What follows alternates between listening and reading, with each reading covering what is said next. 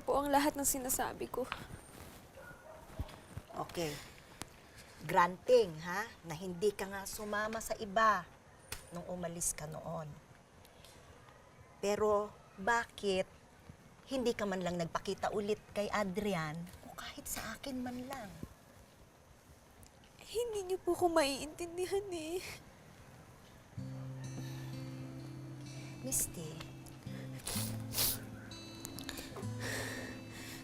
yun lang naman yung hinihintay mula sa iyo eh. Yung paliwanag mo. Bakit hindi ka nakarating sa kasal ninyo?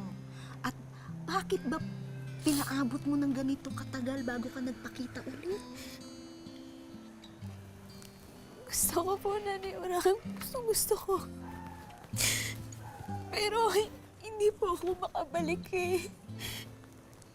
At wala rin naman po makakaintindi sa akin.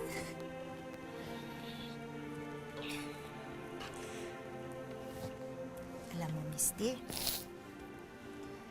naniniwala ako, mahal na mahal ka ni Adrian. Ang hinihintay lang niya, gusto niyang malaman ang katotohanan.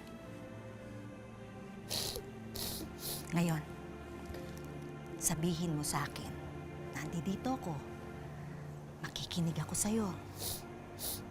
Sabihin mo sa akin ang totoo.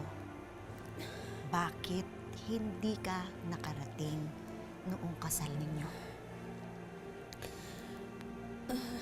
Ang natatandaan ko po, at sa palagay ko, na-aksidente po ako. At namatay.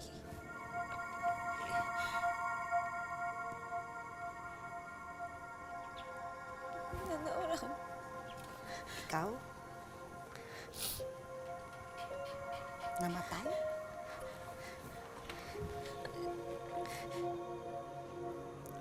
Nanaurang, ang natatandaan ko po, papunta na ako sa kasal namin ni Adrian. Nagmamadali ako, late na ako.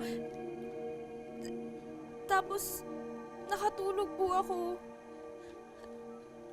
At pagising ko, hindi na po ako normal. Isa na po akong espiritu. Wala na po akong katawan. Ang ibig mong sabihin, ikaw na kausap ko ngayon, patay ka na? Opo. Ano oras na?